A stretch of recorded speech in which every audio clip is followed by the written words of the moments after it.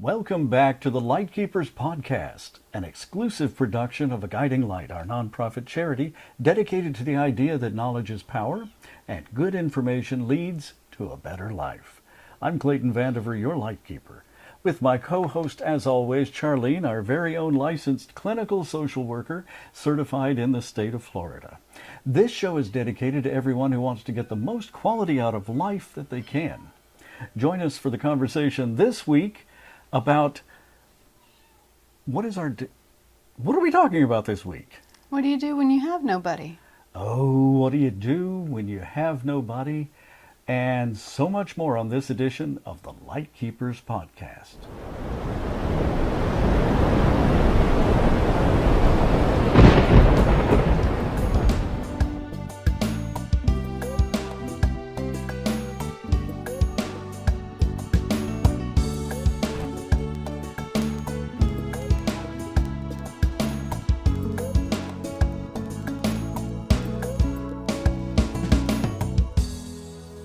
Please leave your questions or comments below and join our conversation. Questions are answered during our next show online every Wednesday evening at 7 p.m. Eastern. The Lightkeepers Podcast is an exclusive production of A Guiding Light Incorporated, and over the last couple of weeks we've been talking about when couples or when people have conversations about their wishes and they may not agree. What do you do when you have nobody? Are you not agreeing with yourself? Well, just to be clear, we're talking about medical wishes. You know, what you would want for medical treatment if you were to become seriously ill and not able to make your own decisions. It's important to have someone that you trust that can make those decisions for you. Someone that you know is going to carry out what you would want for yourself. Sometimes that person maybe doesn't agree with your wishes, and therefore you don't trust that they're going to carry them out. Or maybe they would rather you go in a different path with your treatment. Maybe you want treatment and they don't think it's a good idea. Maybe you don't want treatment and they don't want you to give up. Or maybe you just don't have anybody. It's not uncommon, you know, That can happen. As we age, some people are the last survivors in their family. They don't have friends. Maybe they never had children. Who do these people use as medical decision makers? Yeah, that's a serious question. Obviously, we've never had any disagreement in our ability to communicate because, you see, we both put on burgundy shirts for this episode, and neither one of us planned that. Nope. Nope, never thought about it, just happened that way. But it is important to know that there are folks out there who don't have anyone. And it's even more tragic when you know that you have a pet and that pet might outlive you. And that you don't have anyone who's going to be looking out for that animal. So that's another thought that I wanted us to join in the conversation this week about, because we've run into a lot of people over the years who they're not that worried about themselves. They wind up being really concerned. Their biggest stress in their life is what's going to happen to my pet. Exactly. And talking about pets for a moment before we get into the people aspect, if you live alone and you have pets, it's always a good idea to keep a card or something in your wallet or in your where you keep your ID, where you keep your insurance card, that says, I have a pet at home. Here's their vet. Provide the vet information, provide an emergency contact that can be notified, because it's very sad, but I have seen situations where by the time someone got out of the hospital because they didn't have anyone to go check on Fido, Oh no. they went home to a deceased pet because there was no water, there was no food. So when you don't have someone else, there are a lot of other dynamic things that you need to be thinking about or that need to be taken care of. And that's a situation where if you went into a coma, a brief coma for instance, was in the hospital for a while, and they didn't know you had a pet when they retrieved you from your home, then unless that was written down somewhere, no one would have known to look for your animal and to care for it. Correct. And that's such a tragedy. And the thing is, there are so many misconceptions in society about what would happen. For example, I've had people tell me, well, I don't have to worry about it because the police will go by and check on them, right? No, no. No, they don't do that. Now keep in mind that I have law enforcement in my family. I'm a big supporter of our family in blue. Absolutely. But there are some police officers who do not feel it is their responsibility to have to do anything like that. And I have literally been standing in the middle of the trauma department and had an 18-year-old deceased in the trauma room. And I asked the officer, are you going to contact the family to let them know, the parents? And the response I got was, he's over 18, I'm not obligated. So if they feel that way about an 18-year-old individual, how are they going to feel about taking care of somebody's dog? That's an absolute thing that needs to be considered. And you don't think of those things. No, you don't, because you always think that there's going to be a safety net in society, that surely no one would let something like that happen. Well, most of us go through life thinking pretty much life is going to be the way it is right now all the time. It's not going to change. Now, in another episode that's coming up very, very soon, we're going to talk about hurricane season. We're doing this show out of the state of Florida, where hurricanes are very important, and up the eastern seaboard. The rest of the country, many of our listeners are going to think, oh, hurricanes, that's nice, that's sort of a novelty. We hear about that on the news when it gets real bad over there, where we would never live. Well, I lived in Los Angeles for 10 years, and I still talk about earthquakes, too. So we'll talk about earthquakes at some point in the future, but it is hurricane season, and we wanted to do a little bit of hurricane prep. That's coming up. That's a little teaser preview for an upcoming show. Next episode. But it is something to consider, that just as you would prepare for a major storm like that, you should also prepare for those unexpected health storms that may come along, like you may have to go to the hospital, and there may not be anyone there to take care of your animal. Now, I've got to switch from the animals at heart side of the mug to a guiding light side of the mug. Let's talk about people a little bit more. So if you have an individual who doesn't have someone that they trust to make medical decisions for them, right? A lot of people, another one of those common misconceptions in society, the doctors will decide what's best for me. Doctors can't do that. Really? A doctor cannot give permission for a procedure. Okay.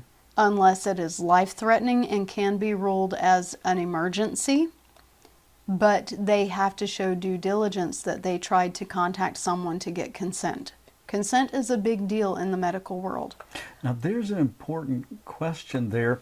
Is the consent generally something that they would look to the social worker to execute for them, or does the doctor go about calling for that consent? No. Well, the doctors make sure that the consent is done before they do the procedure. Okay. It's everyone's responsibility to make sure consent is in place.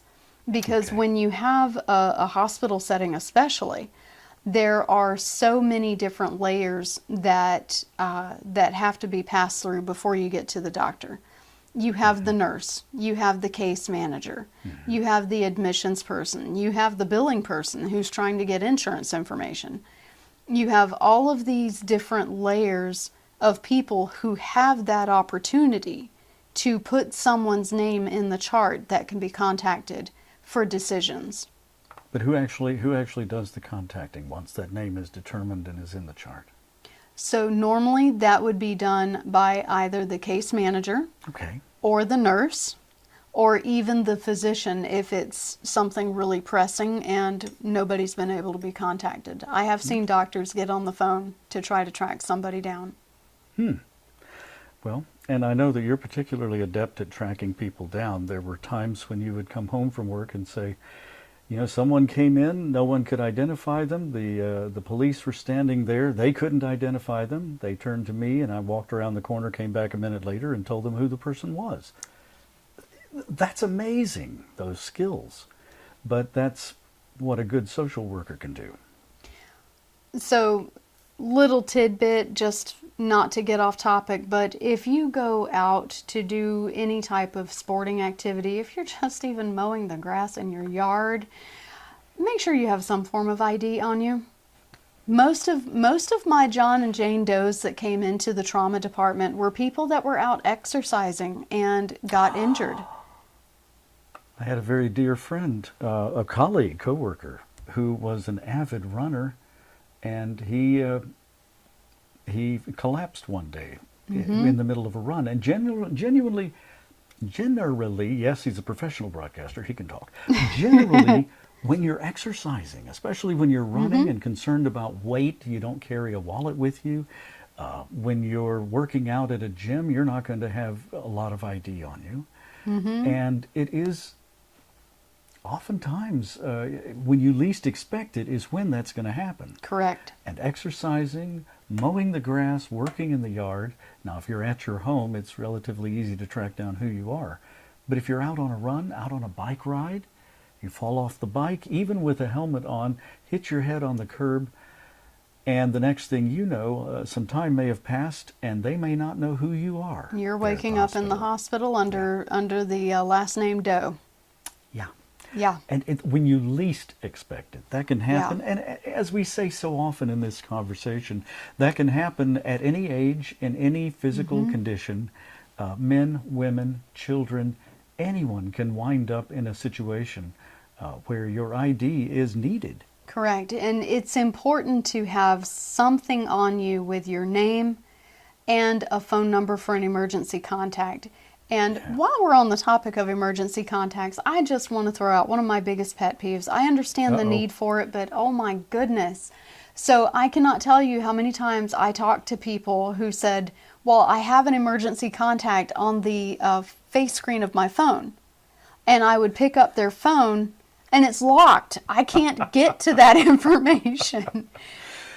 Yeah. And something that's so, intuitive to us, we think, well, anybody can look at my face screen. No, they can't. And, and it's not fun when you have someone laying on a gurney in pain and you have the case manager saying, hold on that pain medication until I can get their security code. Right.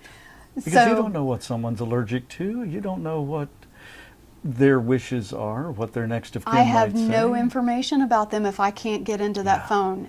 So if you are not able to figure out how to put your emergency contact information on the lock screen itself, it can be done. Oh, yeah. I have it on mine.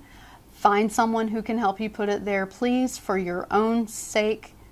That is something you want done. But you need to help me do that later, would you?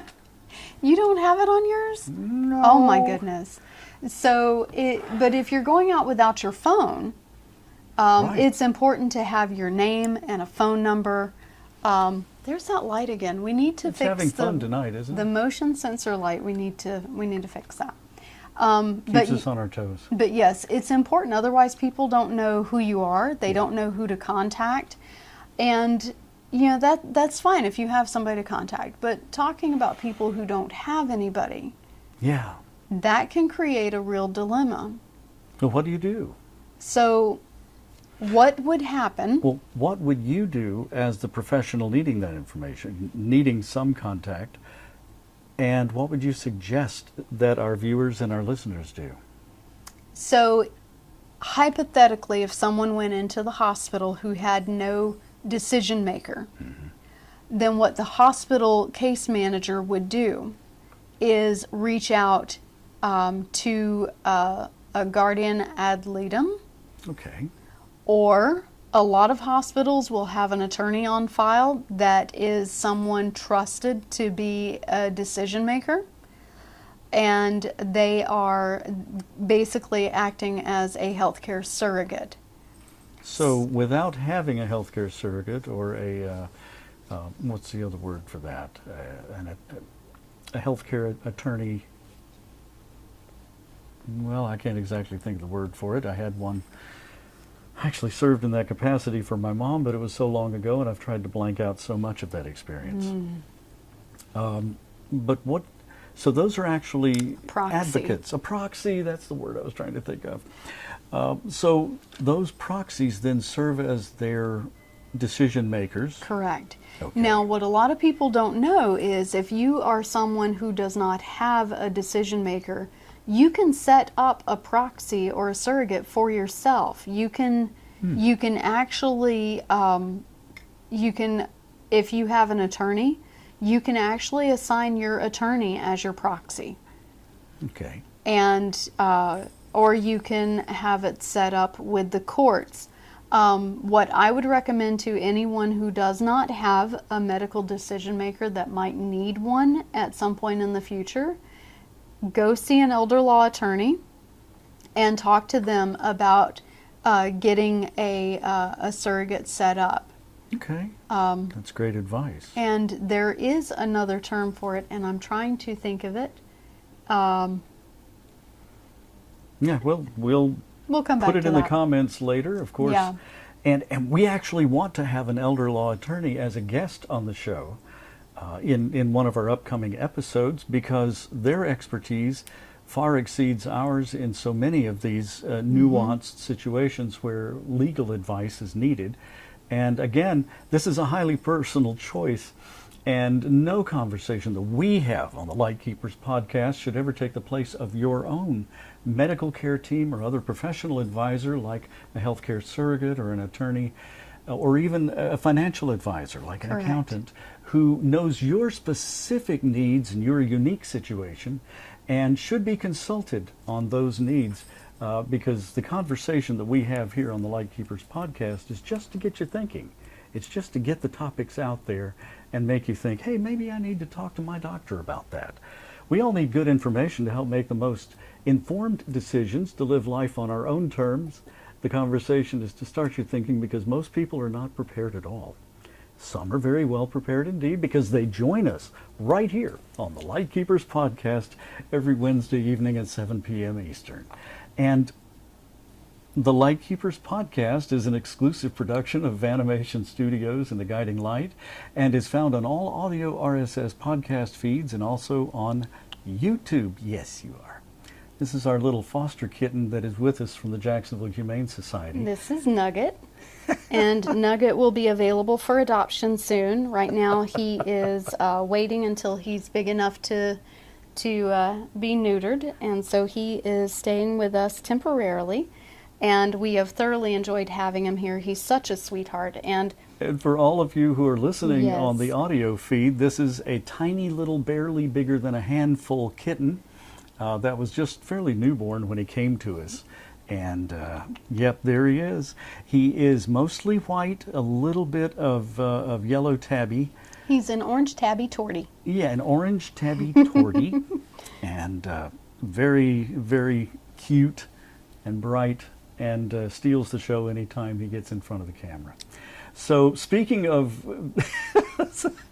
stealing the show, if you would like to help us with theguidinglight.org and make a tax-deductible contribution, the address is right below us here on the screen, and we're so grateful for that support. Speaking of that, hit the like and subscribe buttons. It is free, so you'll catch every single episode and every moment of the cleaning that Charlene is getting right now from our little kitten. Yes, he's going to attack. He's slowing down. He's getting ready for nap time. So you'll catch every single episode. And I'm Clayton Vandiver, your Lightkeeper. We'll see you next time.